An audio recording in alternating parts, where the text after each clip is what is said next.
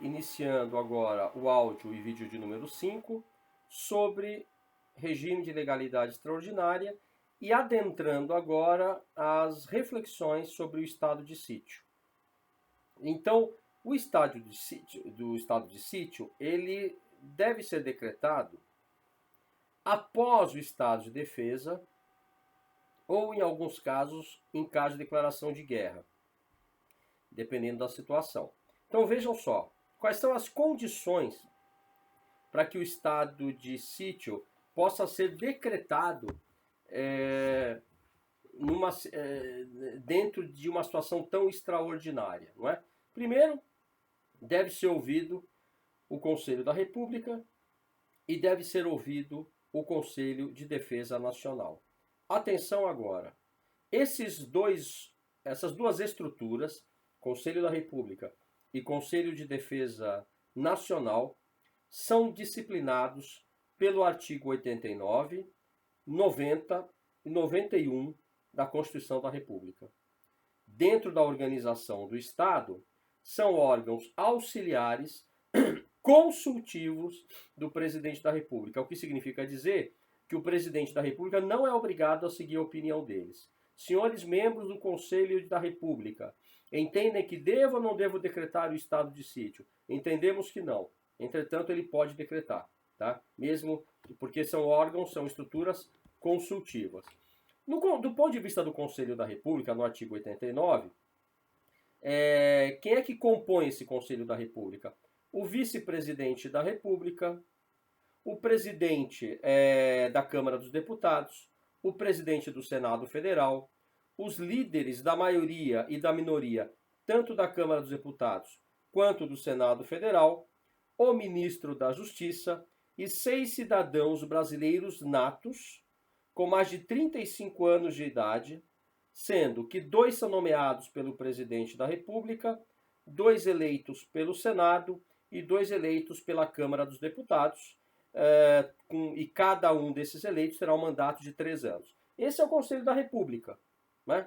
É vedada a recondução, não pode ser eleito por mais de uma vez. E quais são as funções, as competências desse Conselho da República? Primeiro, exatamente opinar sobre a decretação de intervenção federal. Nós já falamos da intervenção federal. Para decretar, o presidente ouve o Conselho da República. Opinar sobre a decretação do estado de defesa, opinar sobre a decretação do estado de sítio também.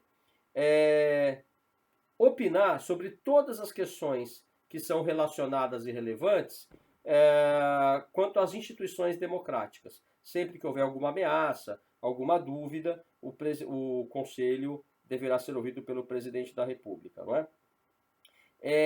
Pode o presidente da República ainda convidar ministros de Estado. Lembro que os ministros de Estado são órgãos auxiliares do presidente da República, assim como nos governos estaduais e nos governos municipais, nós temos os secretários estaduais e os secretários municipais. Pois bem, os ministros desenvolvem o mesmo papel nesse caso, né?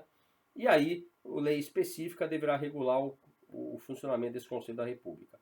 Esse está no artigo, essas disposições vocês podem encontrar no artigo 89 e no artigo 90 da Constituição Federal. No caso do artigo 91, nós temos o disciplinamento do Conselho de Defesa Nacional, que contém quase os mesmos membros, né? Então nós temos lá a presença do vice-presidente da República, do presidente do Senado Federal, do presidente da Câmara dos Deputados, mas não presença mais dos líderes das maiorias e minorias da Câmara e do Senado, né?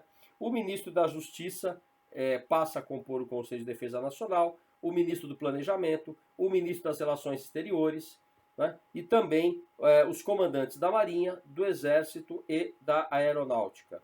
A competência do Conselho de Defesa Nacional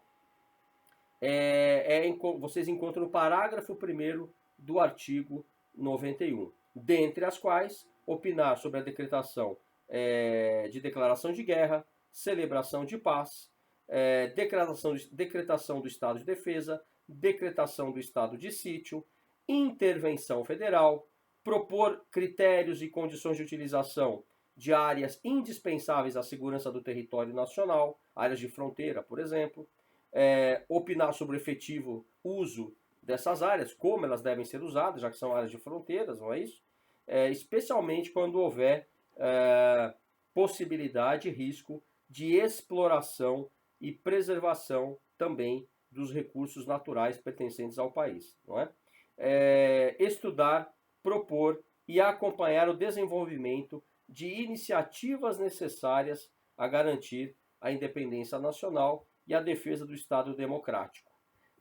Então são funções, como eu disse, consultivas, e lei específica também regula o funcionamento do Conselho de Defesa Nacional. Isso é muito importante, né? Então essa é a primeira condição para a decretação do estado de sítio. Ouvir o Conselho da República, ouvir o Conselho de Defesa Nacional, né? Agora, a segunda condição difere do estado de defesa. Enquanto no estado de defesa o presidente da República o decreta, assina o decreto e encaminha para o Congresso Nacional em 24 horas, aqui não. A decretação do estado de sítio depende de autorização prévia anterior do Congresso Nacional. O presidente da República só pode decretar o estado de sítio uma vez autorizado pelo Poder Legislativo, pelo Congresso Nacional, né? Até uma válvula de garantia para se impedir que um aventureiro no poder possa se aproveitar desses instrumentos disponibilizados pela Constituição. Também, uma terceira condição, exige que sejam demonstrados os motivos determinantes do pedido. Por quê? Por quais razões desejamos decretar o estado de sítio? Isso tem que ser informado também ao Congresso Nacional e é uma outra condição, já que se trata de medida excepcional, né? Evidentemente que também nesse caso o Congresso Nacional vai decidir por maioria absoluta, ou seja, metade mais um dos efetivos membros da casa.